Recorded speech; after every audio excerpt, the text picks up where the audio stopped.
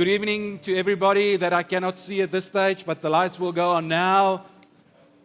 And there the lights doesn't go. So I'm just going to assume that there's people here.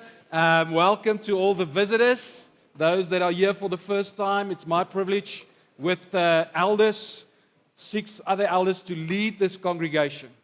And so before I preach tonight, I just want to share just something. Many a times we tend to think of the people standing here as the holy ones, and we are definitely not holy. And I just feel that I need to share just a sin that I've been struggling with the last 2 weeks, just to be open before I share the word. So I don't know why, but last Sunday I started biting my nails. It continued to last night, and so I just want to be open about that. I will try and stop doing that. I think it will last for another week or so, but please pray for me. What an amazing game last night, hey?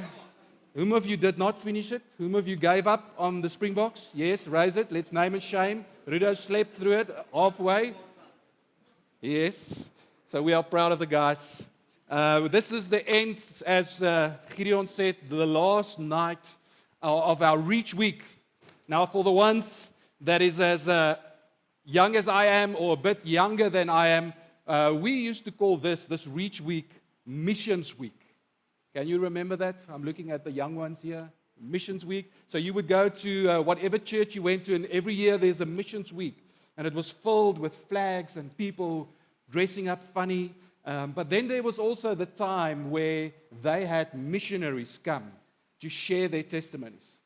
It brings back so many memories for me. It was my student years in Stellenbosch, sitting there and listening to just the testimonies of these missionaries, especially those that felt called to the closed countries, the countries where the gospel is not allowed to be preached openly, to be shared openly, and to be practiced. And so I remember just sitting there and looking at these individuals thinking, wow, what an amazing human being. And so it's my privilege tonight to invite a friend, a colleague, because he is at the Mooikloof Church, and somebody that has been called to the closed countries with his wife, Saeed Umar. Can you just welcome him with a hand? Thanks for being with us. So this is one of those missionaries, church planters, that has sensed the call to go to these closed countries.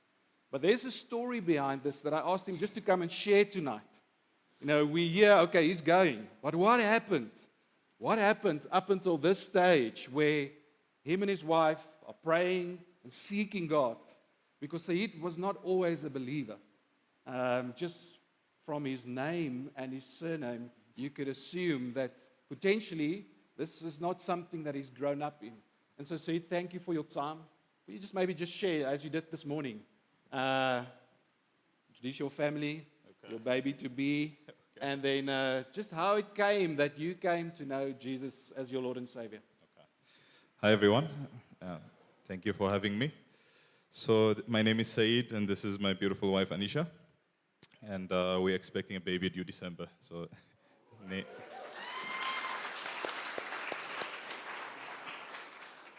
So I come from a country called Eritrea. And Eritrea is a tiny nation in East Africa by the Red Sea. And basically, like Donnie said, I grew up as a Muslim, been a Muslim for 23 years, almost 23 years of my life. And came to South Africa in 2011 with my family, started studying at the University of Pretoria in 2014. And some random guy approached me at campus. And he came and he asked, "Can I pray for you?" And I said, "No, I'm a Muslim. I don't want you to pray for me." And he kept on just saying, "Let me just pray for you. I'm going to pray for you, and then I'm going to leave." And I said, "Okay, what do you want me to do?" And gave him my hands, and he prayed for me, and he left. After he left, I was staying in Hatfield at the time, went back to visit the family. So we are 6 siblings, big family. I'm the oldest. So went back to visit home for a weekend. And realized, so I used to have a temper, like a short temper, like I used to have anger problems. So I realized when I went back home that I'm not getting angry just with my siblings, or I actually haven't been getting angry for some time now. So never really connected it to the guy praying for me. It was just a strange realization. which became a bit clearer later. Anyways, went back to varsity. So for a long time, so in Islam we pray, 5 times a day. Then there's Ramadan fasting, 30 days fasting in a year, and there's a lot of religious rituals and things that we need to adhere to as Muslims. So did that and prayed, but it always just felt like a one-way street where I'm going through life, I'm going through things, and I'm speaking to God, but I'm not getting any response. And so with my parents, now with my dad, I didn't have the best of relationships. My dad was in a war between Eritrea and Ethiopia, which lasted 30 years. He was in the war for 15 of those 30 years. So he was not the most relational guy. And he was physically, just emotionally abusive. So really grew up fearing him. So every time I went through things just in life, I couldn't really go back to my parents. You go back to your parents just for your advice or anything. I couldn't go. So God was my, someone I could go to. But again, couldn't really feel that answer. Wasn't getting anything. Wasn't getting any comfort. So I had this hole in my heart, this emptiness that I always felt, which actually felt like it's as if I could physically feel the hole in my heart. And I got to a place of really feeling purposeless. Like there's no purpose. What is my purpose? I'm born so that I could go to school, study, and then die. So I couldn't find purpose in life. And now, back to varsity, tried God, didn't work out, resorted into drinking, smoking, going to clubs, and all of that for 2 years. That is to sort of really numb my pain and drown my sorrows. Did that, didn't really work out. At the end of 2 years, end of 2015, my buddies and I were really just partying in my apartment, then left them when they passed out, went to the rooftop, all alone, and I just said, I felt the lowest, that was the lowest point of my life. And I said, God, whoever you are, for the first time, I said, God, not Allah, I need help. I need a solution. I need you to help me with this emptiness. And there, I asked, maybe if I need to be in a serious relationship, send someone my way. And then I went back to bed. Then I started dating my beautiful wife. You can see what happened. So we started dating 3 months in. She started sharing the gospel with me from day one. So mind you, the first ever guy to have prayed for me was the guy at campus. And now this is the second time someone is actually just coming and sharing Christ with me. So this was a daily thing. We are in the car, she's sharing Christ. We're having an argument, she's sharing Christ. We're eating food, she's talking about Jesus. So I wasn't really interested in hearing about Jesus, at the time. But it was a new relationship, so I said, let me be patient. So now she came in and, she said, you need to stop drinking, you need to stop smoking. Your friends are not really taking you, in the right direction. And, I felt, I had these guys for, sort of 2 years, and this is a new relationship, so I don't know.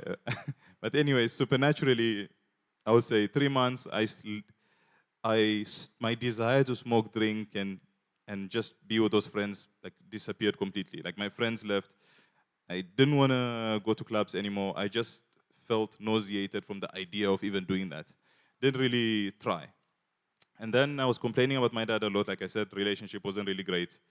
So she came to me and said, why don't you pray God and ask God to help you? Why don't you ask him to take away, the pain? And, I felt like she was belittling my pain, at the time. This is years of abuse. Now you're telling me I can just hand it to God and that's it.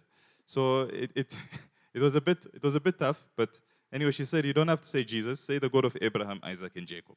In Islam and Christianity, we agree there. And she kept on just pestering me for days, and I said, I needed her off my back. So I went to my room, went on my knees, and I just said, God of Abraham, Isaac, and Jacob, by all means, it's yours. Take it. That was it. Went to bed, woke up the next day, came out of my room, and for the first time, I felt no hatred and nothing negative towards my dad. I actually couldn't believe it, followed him down the stairs until he got to his car to go to work. And following days, I changed, he didn't, he was still angry. And obviously I said the God of Abraham, Isaac, and Jacob, so it could have been either God, right? So shortly after that, I had a dream, and in this dream I was floating in this dark space, And then I looked down, and there was fire burning at the bottom. And then a huge scale came in front of me with Jesus on the right, Allah and Muhammad on the left. And then I heard choose. And I was a Muslim, so I said Allah and Muhammad. And as soon as I said that, I started falling into the fire. And as I was approaching the fire, I started shouting, Jesus, Jesus, Jesus 3 times, and I woke up, sweating, afraid, because it felt too real. So I was a bit upset, thinking it's because I keep on hearing about Jesus a lot, that's why I'm having such a dream. And when I called her, she said, no, God is speaking to you. So it's just a dream. Shortly after that, I have another dream. It was during the night. There was a car accident in front of me. I was on the streets, and buildings on fire. People are running everywhere. It was chaos. And I go to where the accident happened to see if the people are fine. Person is fine, but whoever was in the car with the person disappeared. Then I hear screamings and shoutings in a store across the street. I run into the store, and people are freaking out because people in the store disappeared. I come outside, I start seeing people disappearing, and those that are seeing people disappearing are freaking out and running everywhere. It was like an end of the world kind of movie. And suddenly, I see this bright light kilometers away in the sky. It was a tiny light. It kept on growing. Somehow I could zoom into it, see that it's a person, zoom into it, and I see that it's Jesus. And never obviously seen him before, but innately with every fiber of my being, I knew that this was Jesus. He was filled with so much love, with so much life, with so much light, so much power just oozing out of him. And I just see him coming down from the sky and touching like the ground and walking. The ground itself was shaking. And I had never, ever experienced what I experienced there, where there's so much going on, but just looking at him, it's as if everything else disappeared. And I saw more people disappearing, and I was not one of them, and I woke up. And then shortly after that, I have another dream where Jesus comes into my room, and suddenly we teleport. There we are in Saudi Arabia, in Mecca, where the Kaaba is. So the Kaaba is where every Muslim in the world prays in that direction, wherever you are. And Jesus points at it, and he tells me that he's going down to destroy the structure.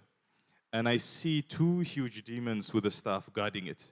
And I see him walking towards it, and then I woke up. And I started having just more frequent dreams where now I'm suddenly starting to see like demons and angels, and it was getting a bit chaotic. But I felt like God really Jesus just wanted me to come, and really just, it was a strange feeling, but it's as if him saying, I'm the way, the truth, and the life, follow me. And there I'm not understanding what's going on, went on my knees. I said, I don't know what this means, but I will receive you into my life. And that's where I felt something come on me, and the hole that I had in my heart instantly filled up. And something being the Holy Spirit now, I didn't know then. And that's when I received Christ. So after I received Christ now, there's a lot that happened. And I'd never read the Bible before. I was scared to even touch the Bible. Couldn't really just get into that. But as soon as I started, honestly, I started reading from 9 p.m. up to 4 a.m. non-stop. And it felt like I was eating food. Couldn't explain it, but that's what I experienced. I felt like I hadn't eaten all my life. And now this was 2017. 2018, I was just at Burger King grabbing food and leaving, and this random guy comes from behind me, and he just taps me on my shoulder. He says, hey, you're looking good. And I look at him, and I don't know who that is. So I say, you're also looking good. Good to see you. So as I was leaving, then I look back, and I'm like, that's the guy that prayed for me 4 years ago. Like, he recognized me, and I didn't, and I was in a hurry to leave. So I've only met him twice. First time and last time.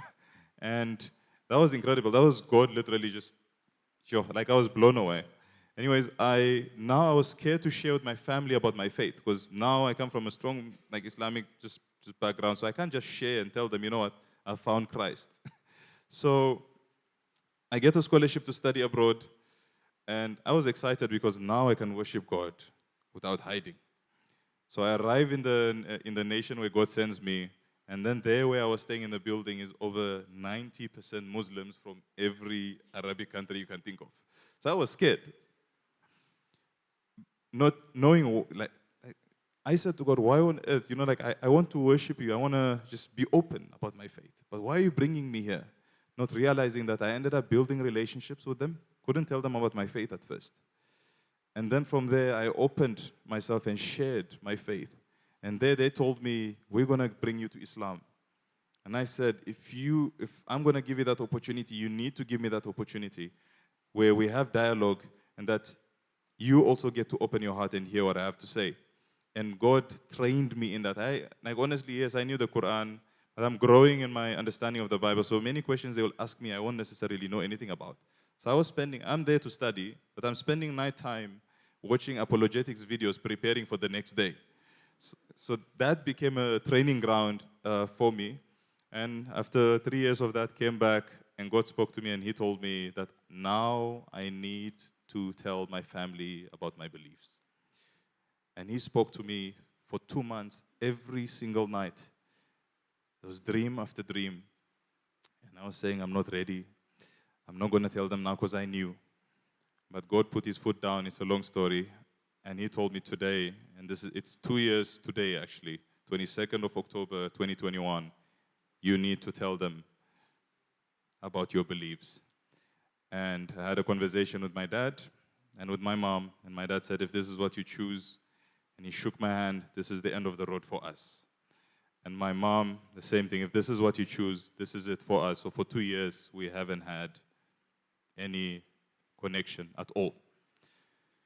And I thought, okay, you know what?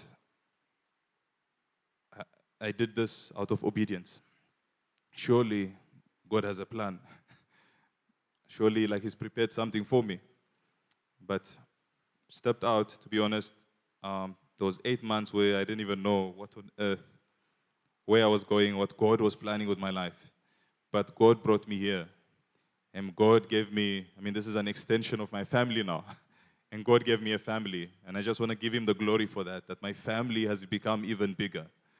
And, God trained me, when Scripture says, come and follow me and I will make you fishers of men. And I never thought I would even be coming here sharing a testimony or even having a desire to go and share my faith with anyone. But it truly, truly, I tell you, my wife can testify to this. I never was this person. But God changes us. And He makes us fishers of men. I can share testimony upon testimony that even now, before we came, I almost didn't come.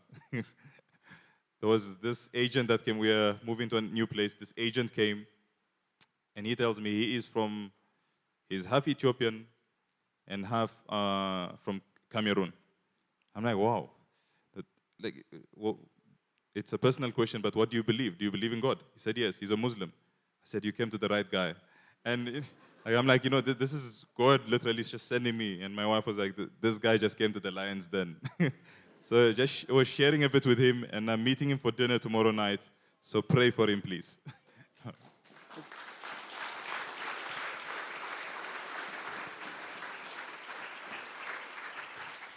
So thank you for sharing. Started off by saying in the mission week, when missionaries came, these testimonies just stirred my faith. Anybody here agree? They just stirred your faith. But I also remember sitting there, and as these people spoke, so he just shared his testimony, there was also the sense of, I'm not good enough. I'm not worthy. I'm not even worthy to call myself a Christian. These are the real warriors of faith. And I know that is also present here. Some of you sit here tonight and you think, well, I'm not as radical for Jesus as those people, as Saeed. I'm not as radical for Jesus.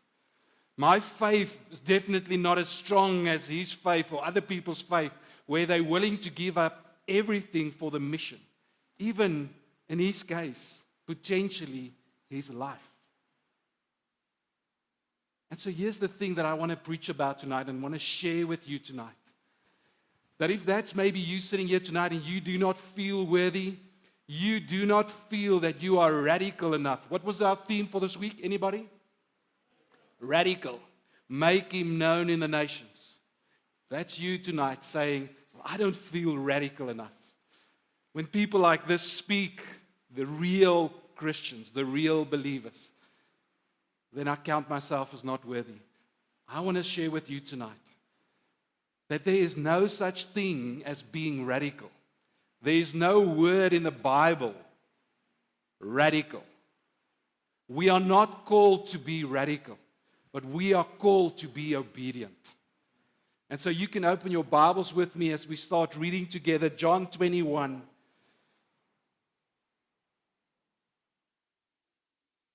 We're going to read from verse 15. John 21, verse 15. And when they had finished breakfast, Jesus said to Simon Peter, Simon, son of John, do you love me more than these? And he said to him, Yes, Lord, you know that I love you. And he said to him, Feed my lambs. And he said to him a second time, Simon, son of John, do you love me? And he said to him, Yes, Lord, you know that I love you. And he said to him, Tend my sheep. He said to him a third time, Simon, son of John, do you love me? Peter was grieved because he said to him the third time, Do you love me? And he said to him, Lord, you know everything. You know that I love you. And Jesus said to him, Feed my sheep. Truly, truly, I say to you, when you were young, you used to dress yourself and walk wherever you wanted. But when you are old, you will stretch out your hands, and another will dress you and carry you where you do not want to go. Verse 19, this he said to show by what kind of death he was to glorify God. And after saying this, he said to him, Follow me. Verse 20, Peter turned and saw the disciple whom Jesus loved following them, the one who also had leaned back against him during the supper and had said, Lord, who is it that is going to betray you? When Peter saw him, he said to Jesus, Lord, what about this man? And Jesus said to him, If it is my will that he remain until I come, what is that to you? You follow me. Father, thank you that we can open your word. And I pray, Holy Spirit, that you will just come and reveal to us tonight what it means to be a true believer, to follow you. When you said to Peter, Come, follow me. Jesus, you've had that appointment, or maybe you have that appointment tonight, where you have said to us, or maybe you're saying to somebody here tonight, Come, follow me. Come and show to us what it means in the name of Jesus. Amen. And so this narrative, this story takes place soon or a short period after Jesus was resurrected. And so we see this dialogue between Jesus and Peter. But isn't it ironic, funny, that Jesus would find Peter at the fishing waters, the same place where he found him the first time when he called him. Somehow it's true to most of us sitting here, well, to all of us, that if you've not spent time with Jesus for some period, we tend to drift back into our old ways, don't we? And so why the disciples were in Galilee, we're not sure. Maybe it was because they tried to flee from just the scrutiny and the criticism from the mob in Jerusalem. Yes, you disciples, where is your Jesus now? That's the criticism and the scrutiny. Maybe they fled from Jerusalem to Galilee because of that. Or maybe it was because they wanted to be. Let me just stop there quickly. I'm going to switch over. This thing keeps on moving, please. Apologies.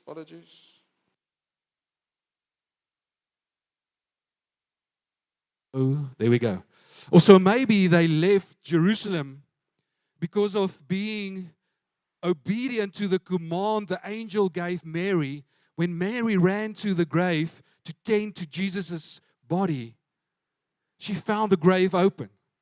And there was this angel standing, and he said to her, Fear not.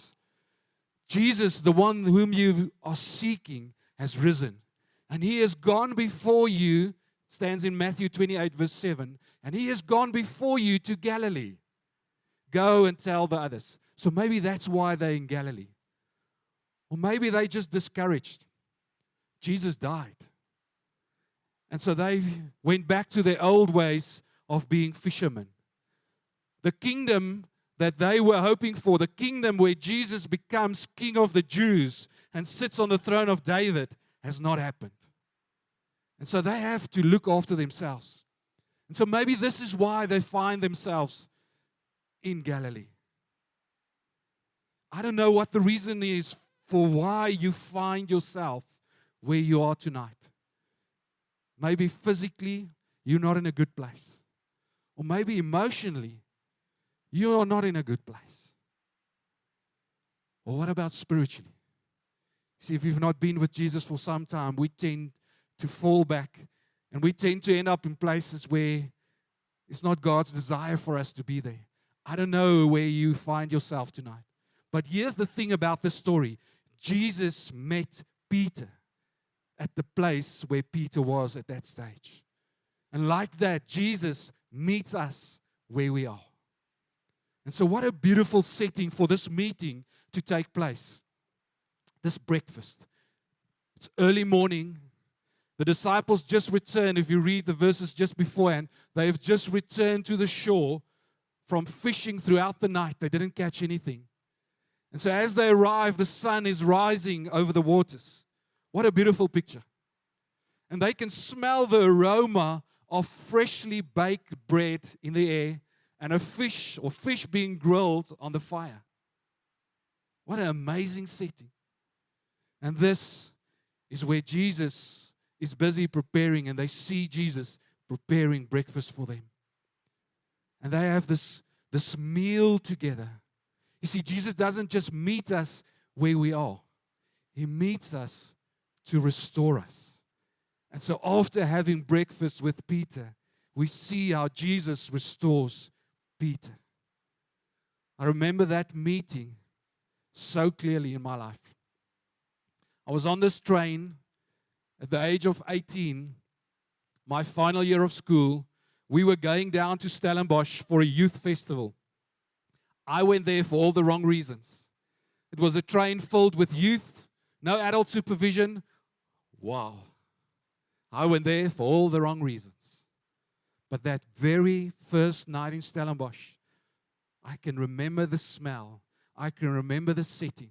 I can even remember the person that shared his testimony that night.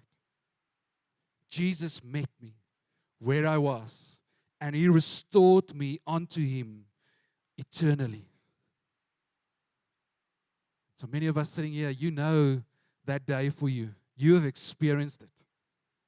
Where Jesus restored you eternally. He met you in whatever place it was where you were, and He restored you. But that isn't where He stops. He continuously wants to meet you, continuously wants to walk with you, have fellowship with you. And sometimes we just need restoration. We're just tired. Spirit is tired. And some of you are sitting here tonight, and you're in that place. And I want to say to you again, He sees you. He knows where you are at this moment. And He wants to have fellowship with you. And He wants to restore you. But here's the thing. Many believers believe that the primary reason, the main reason for Jesus coming to earth was to restore us eternally unto Him. And that is it. And because of this spiritual error in our lives, we remain at the fish water. We think that our lives is ours to live. Jesus, thank you for restoring me. I now know that I'm eternally saved. And I'm just going to continue living my life. But Jesus, I want to invite you to walk with me. Join me in my life, in my destiny for my life. See, Jesus did not come to only restore us unto Him. After meeting with Him, having breakfast with Him, He turns to Peter, and we gather from the scripture that they stood up and they were walking on the beach. Because it says at one point, Peter turned around and he saw John following them. And so as they are walking, Jesus is meeting with him. And then Jesus starts with the questions. Do you love me? Do you love me? He's busy restoring him. And what happens after that? Jesus calls him to follow him. He restores him, and then he calls him. Let's read that quickly, verse 18. Truly, truly, I say to you, when you were young, you used to dress yourself and walked wherever you wanted. But when you are old, you will stretch out your hands, and another will dress you and carry you where you do not want to go. This he said to show by what kind of death he was glorifying God. And after saying this, he said to him, follow me. He restored him. Did you see that? What did he say next? Follow me. And many of us miss that. And because of that, we remain at the fish waters. Just imagine this conversation. They weren't in a good space. Peter denied Jesus 3 times, and Jesus restores him. Just imagine the load that is lifted from his shoulders in that moment. I can now just be in unity again with Jesus. What an amazing feeling. And they're walking, and the next moment Jesus says to him 2 things. This is how you will die. Just imagine the cold water on that warm feeling in that moment. This is how you will die. Peter, this is how you will die. You will be led with outstretched arms. You will be crucified. This is how you will die. And then the second thing, Peter, follow me. And so what does Peter do? I can just imagine the turmoil in his heart. I'm going to die. I'm going to be crucified. Jesus is asking me to follow him. What should I do? And then he turns around and he sees John following them. And like most of us, what does he do? Well, what about him? Jesus, what about him? How is he going to die? You see, in that moment, Peter is more focused on the unseen, unrevealed will of God. And as a result of that, he neglects the revealed will of God for his life. In that moment, he is more worried about God's unseen will. Well, what about him? And he's so busy about looking and thinking about, well, what about John? That he neglects the call over his own life, the revealed will that I want you to follow me, and this is how you will die. I was so clear, so convinced about my call to take the position here when Retief planted the church in Elotus Park, to become the senior leader of this church. I was clear about God's revealed will for my life. There was even people that came to me and said, we sense that God is calling you back into ministry, not knowing what I was busy with. But here's the thing. I was clear about God's revealed will for my life. But I focused on His unseen will. Jesus, how's this going to work? I mean, I'm not wired like a typical pastor. Are you sure you've got the right guy here? I mean, what about the future of my family? I was so busy with His unrevealed will that I neglected to follow Jesus. And as a result, I remained at the fish water, which was my previous occupation, for longer than I should have. We are called to go out, wherever that is for you daily, to share the gospel, to pray with somebody. But many a times we are so busy focusing on, well, what will happen when I pray with this person? Just imagine that student. Just imagine that for one moment. When Saeed said to him, no, I don't want you to pray for me. Just imagine in that moment that person walking away. If we are so focused on what will the result be, and we neglect to follow Jesus because of the result of focusing more on His unseen will. What will happen when I share? What will happen when I pray? Instead of us focusing on His revealed will for our lives. His revealed will for our lives. You see, when we look at people who want to go to closed countries, who have given up everything for the mission. And we see them as being radical. What we are actually seeing is an individual that is obeying God's revealed will for his life. You are seeing a person that is just obeying God's revealed will for his life. There is no such thing as being radical. And so Peter turns and he asks Jesus, so what about John? And how does Jesus respond? Peter, what is that to you? You follow me.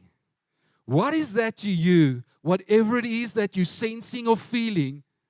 I remember just a few weeks ago sitting at the Go conference, listening to Pastor Jackie from China, just saying, Jesus, why must I be in Pretoria and this guy's in China? And these same words, what is that to you? You, Donnie, follow me. You follow me. If I have called him to be in China, then that is my call for his life. But I've called you to be in Pretoria.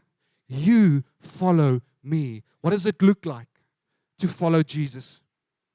Jesus gives us that answer in Matthew 16. Matthew 16 verses 24.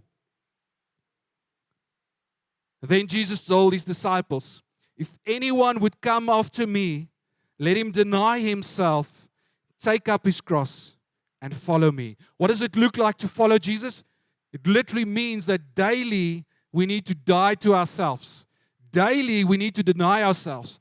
Daily we need to wake up and say, whatever meeting I'm going to, whatever class I'm going to, wherever it is where I'm going to, no longer my fish waters, Jesus. But I'm following you. As long as this is the road that you have for me, I am following you. And whatever you want me to do today, that I will do. That's what it looks like to deny yourself daily. Jesus didn't call us to be radical. He called us to obey His revealed will for our lives. He called you to obey His revealed will for your life. Some of it is generic. There's a reason why people frown upon us as Christians when we say to them, well, yes, we are dating and yes, we are engaged, but we will not live together and we will not sleep together because His revealed will for our lives is that we do not do that. And then people tend to think of us as being radical. But we are just obeying His will. When we walk up to somebody and say to him, can I just pray for you?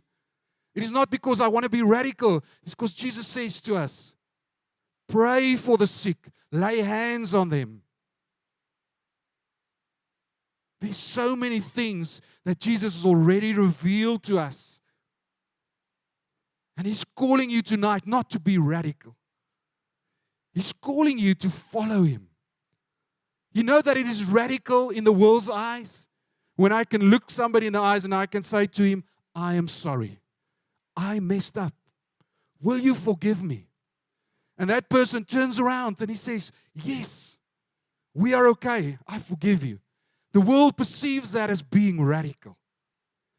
If you can love somebody that doesn't look like you, that doesn't speak your language, and you just love them because that is what Jesus says. We are sons and daughters, brothers and sisters of the living God. When we do that, the world looks at us as being radical. When all it is that we are following His revealed will. And so if you sat here when we started tonight and you felt inferior, unworthy to call yourself a believer, I want to say to you, if you were born in Pretoria or whatever else, other place, but you were born here, you were raised here, you went to school here, you're busy studying here, and most probably you're going to work here. If that is God's revealed will for your life, then you are being radical. Do not chase after things which God has not called you to. Be faithful to what He has entrusted to you. Because that is what you will stand before Him one day and have to give an account of. Are you being faithful with what Jesus has entrusted to you tonight? Started off tonight by saying Jesus did not call us to be radical. He called us to be obedient. And you've just shared with somebody sitting next to you what you sense and what you feel God has placed in your heart. But I want to ask you this question tonight, and I'm going to leave you with this question. Jesus calls you to be obedient. He is calling you to follow Him. How will your obedience look daily when He is physically walking with you every day? How will your obedience change? Or how will it look when Jesus is physically walking with you every day?